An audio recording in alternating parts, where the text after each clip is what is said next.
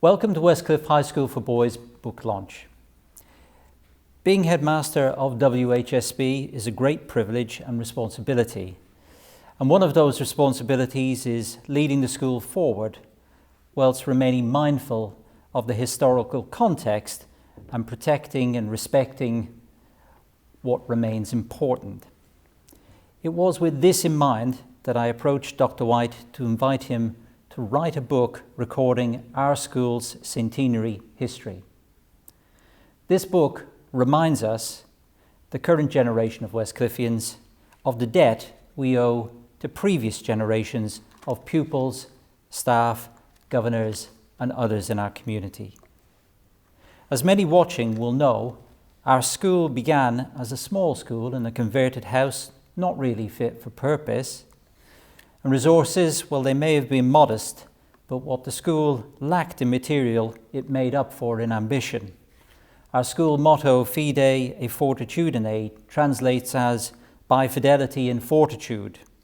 And those associated with our school understand that these are not empty words when it comes to WHSB.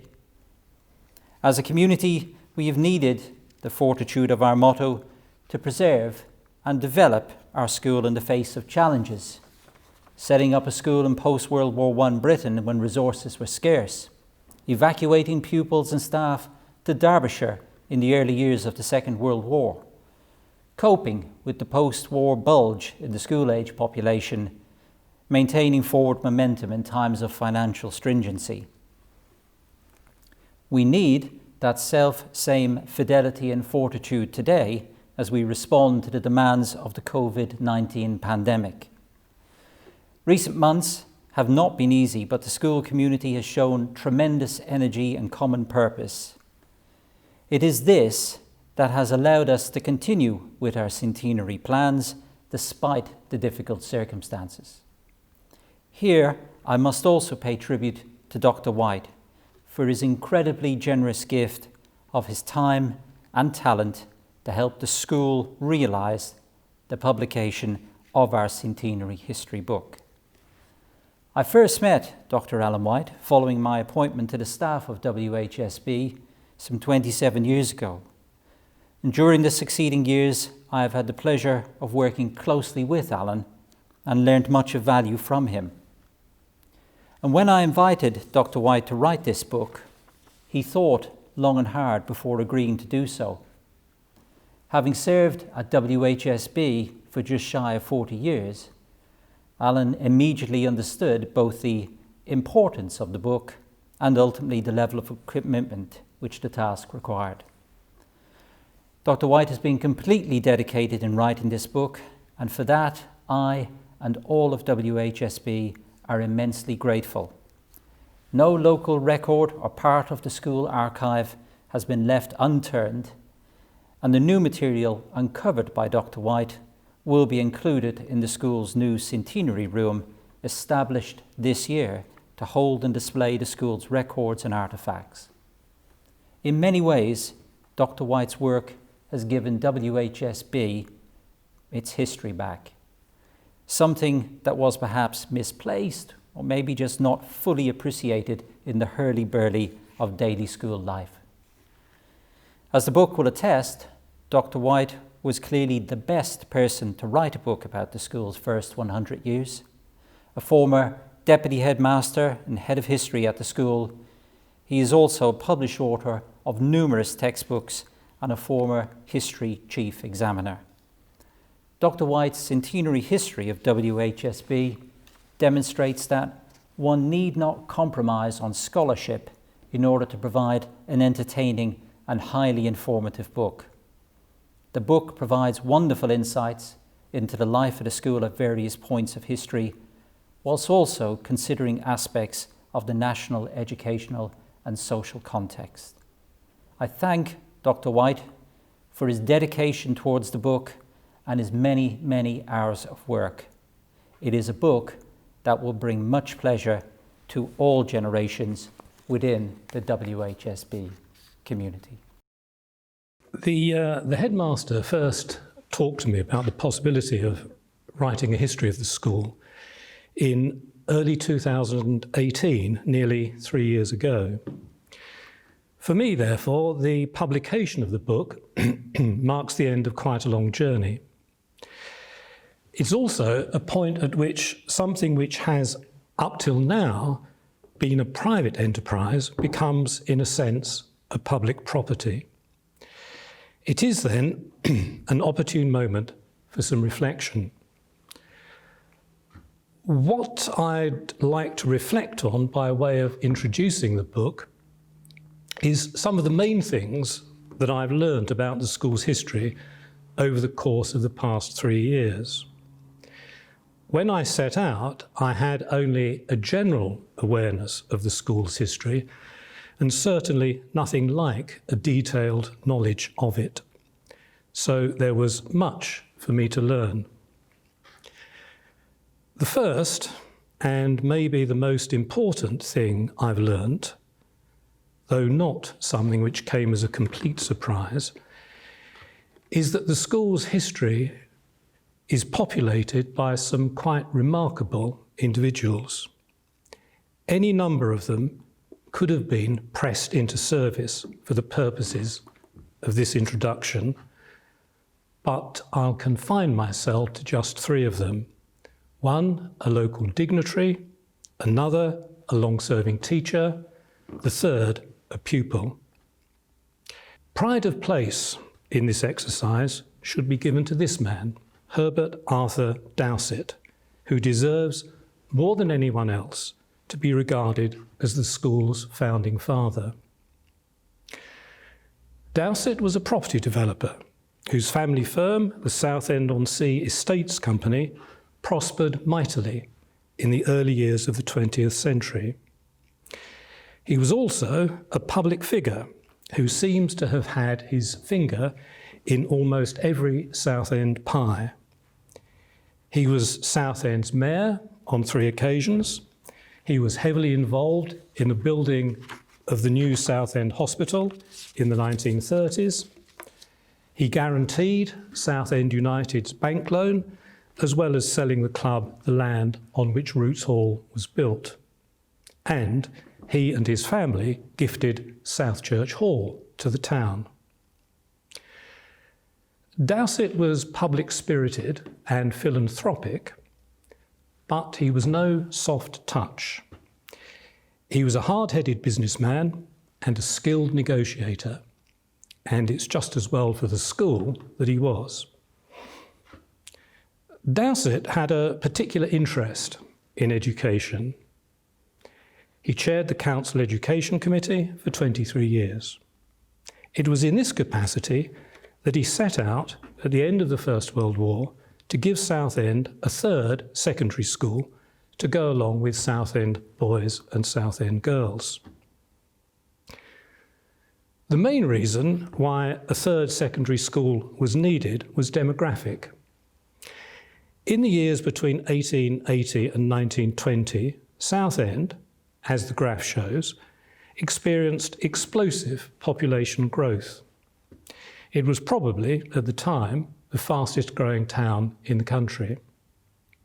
As a result, Southend boys and girls were, at the end of the First World War, having to turn away large numbers of qualified pupils.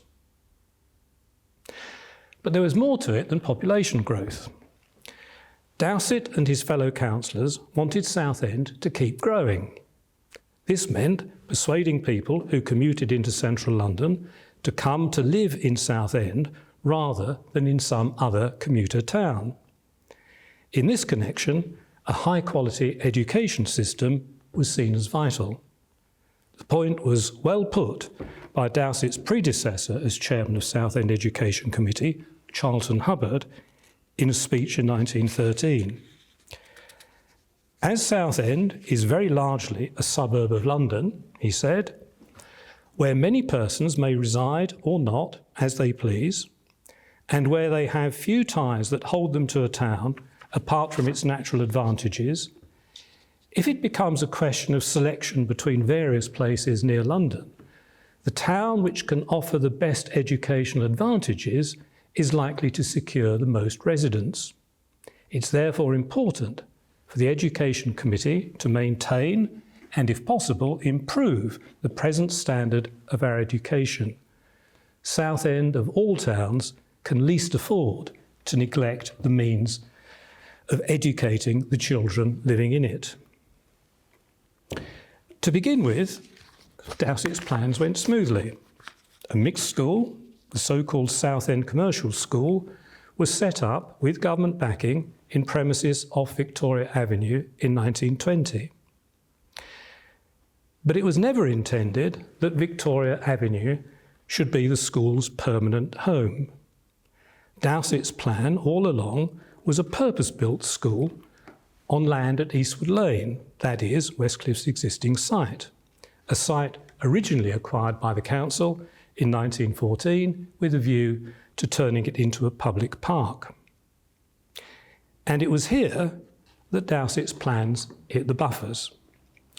In order to proceed, he needed a government grant, and in the cash-strapped early 1920s, the government was reluctant to fork out. Undeterred, Dowsett entered into negotiations with the government. His preferred style was blunt, if not downright aggressive. He told civil servants, in what he called the King's good English, what he thought of their penny-pinching attitude. Eventually, he prevailed, but not quite completely. The money the government came up with was not enough to build the mixed school Southend Council had planned and the architects had already designed. Changing the architect's plans and building a boys-only school was a cheaper option.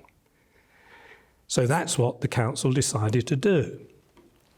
It was for this reason, and for no other, that Westcliff boys and girls became separate schools. The teacher I want to talk about is Harry Smith, who taught chemistry at Westcliff between 1926 and 1961. One of his colleagues called him a man full of gusto and an enthusiast with original ideas. One of his responsibilities in the school's early years was to act as announcer on Sports Day, a responsibility he was apparently able to discharge without the aid of either a microphone or a megaphone. He was clearly a larger-than-life character.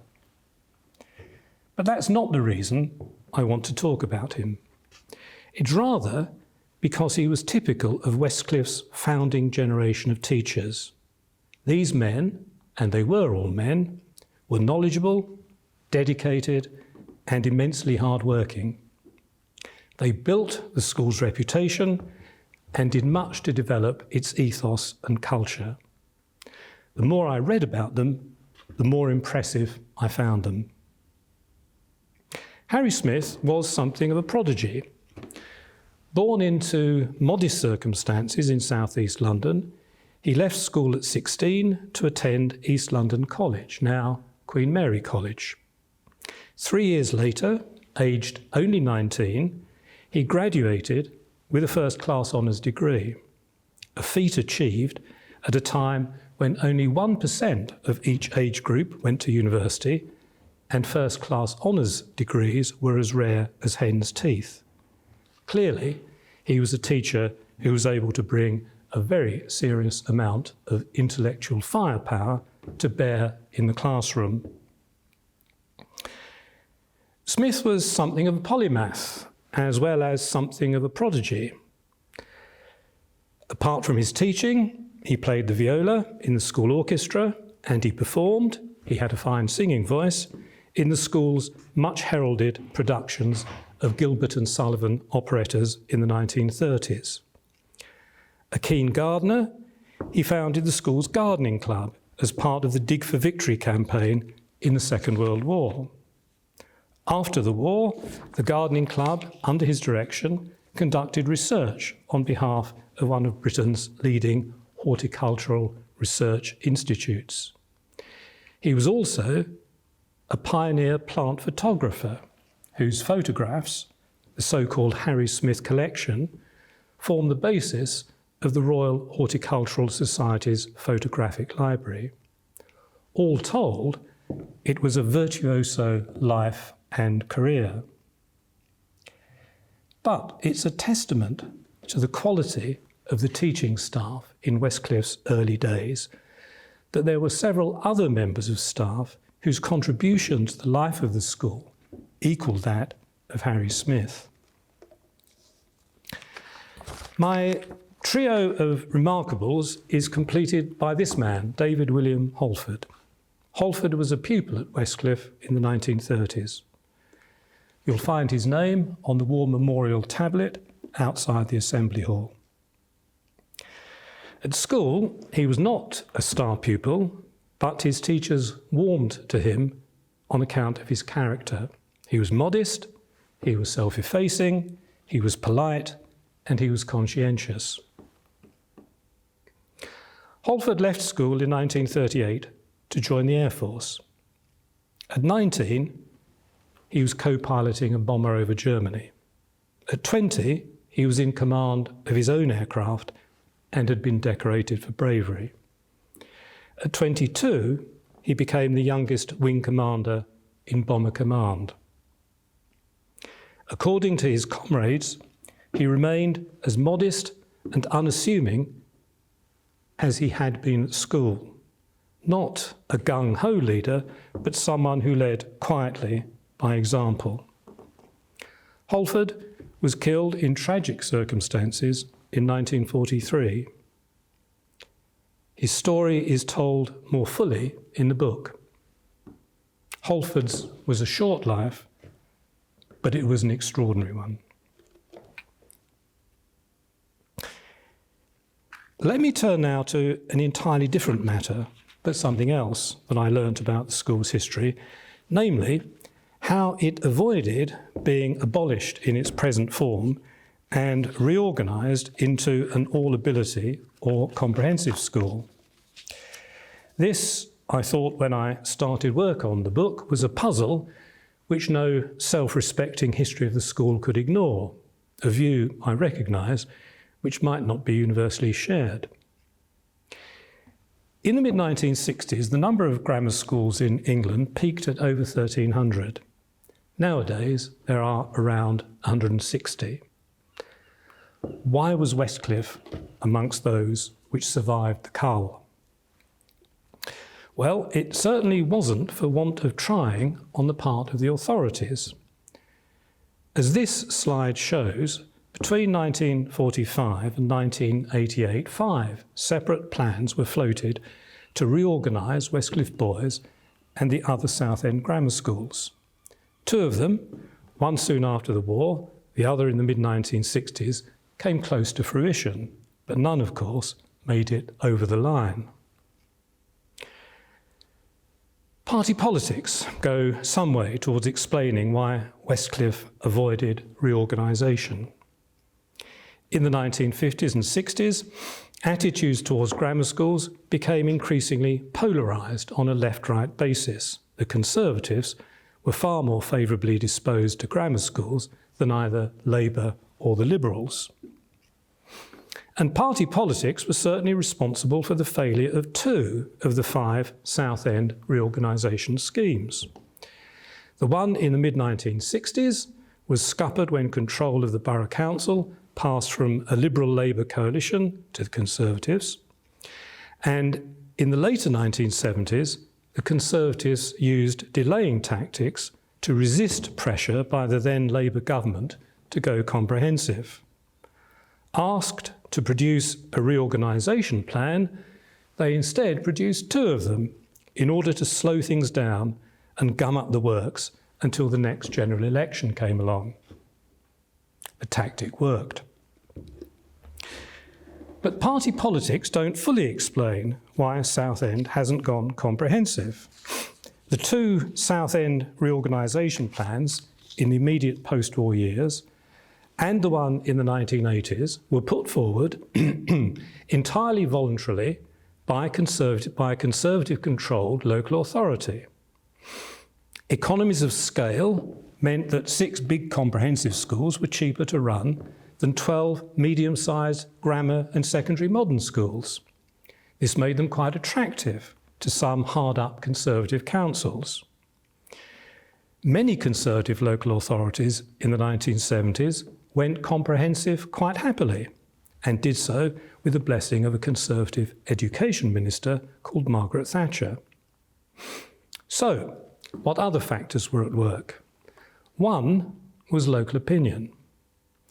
In 1976, as part of its anti-comprehensive delaying tactics, the council organised a ballot of Southend parents of school-aged children to establish precisely what their preferences were. Turnout was high.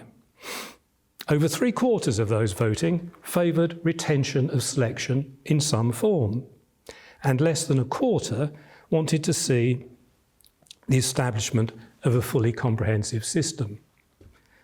Local supporters of grammar schools were therefore able to claim that they had a strong mandate for keeping things as they were. Some of you may have attended the lecture given by Professor Mandler, which was part of the school's centenary celebrations. In it, he argued that comprehensive schooling became the norm in the 1960s and 1970s because it was what parents wanted. However true this was elsewhere, it does not appear to have been true of Southend. The other main reason why we are where we are is luck, or more precisely, the impact of unforeseen events. In 1950, Westcliff Boys was all set to become a comprehensive school on a new site at Belfairs. Westcliff's then headmaster was busily trying to persuade the authorities that a headmaster's house on the new campus was a must-have item. But then the Korean War broke out. The government cut domestic spending in order to fund rearmament. The Belfairs project was duly abandoned, and Westcliff continued as a selective school. The last thing I want to talk about, also something about which I've learned much while writing the book, is the extent to which the school has changed over the past 100 years. Many of these changes have taken place as a result of decisions made within the school, but others, perhaps more fundamental ones, have been the result of changes taking place in society at large. The size of the school is a case in point. The commercial school began life with just over 100 pupils. Numbers now are around 1,300. But the movement from one to the other was not a smooth upwards ascent. Instead, it's a story of fits and starts, a story in which changes in the birth rate played a leading part. This graph shows very clearly the impact on pupil numbers of the post-war baby boom and the subsequent decline in the birth rate. The decline in the birth rate gave rise to the problem of what became known in schools as falling rolls. The collapse in numbers in the 1940s, which you can see, was of course the result of the school's evacuation to Derbyshire, which was voluntary and not everyone volunteered. Another factor affecting numbers was the growth of the sixth form.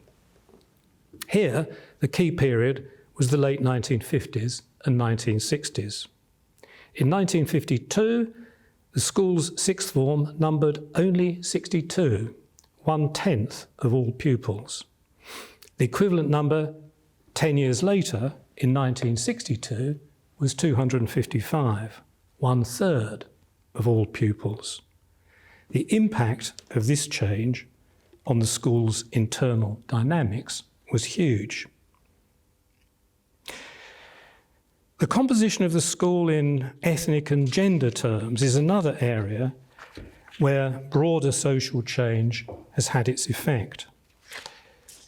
In 2020, the school is a notably diverse one in terms of ethnicity, but it's a pretty safe bet that in 1920, all of the school's pupils would, to use the language of the census, have been quite British. And in terms of gender, in 2020, a third of the teaching staff are female, but for the 40-odd years after 1926, practically the only woman pupils would have encountered at school was this one, Miss W.D. Williams, who served loyally and efficiently as school secretary for no fewer than 42 years. There have, too, been changes over the years in the school's ethos and culture. Here, the 1960s seem to have been the turning point. In society at large, deference and automatic respect for authority weakened. Westcliff was not immune from these changes. Styles of teaching and pupil management began to change as a result. Some teachers even began to address pupils by their forenames rather than their surnames. I'm conscious that in the course of this talk, there are many aspects of the school's history I haven't mentioned. I've said nothing about the contributions to the school's development of successive headmasters. I've said nothing about the school's extracurricular life, one of its enduring strengths. And I've said virtually nothing about its recent past. These topics have not, of course, been omitted because they're unimportant. They are all covered, I hope, properly and fully in the book. But my purpose here has been to highlight a selection of the book's main themes. There would have been no point trying to present an outline or potted history of the school as a whole. Its history has far too many dimensions for that. But anyway, I hope that what I've had to say has done at least something to whet appetites. When I was first invited to write the book, I did wonder whether there would be enough material to sustain a full-length piece of writing. I was mistaken. There was more than enough material. I've enjoyed researching and writing the school's history and regard the last 3 years as time well spent. Whether readers agree is, of course, entirely a matter for them.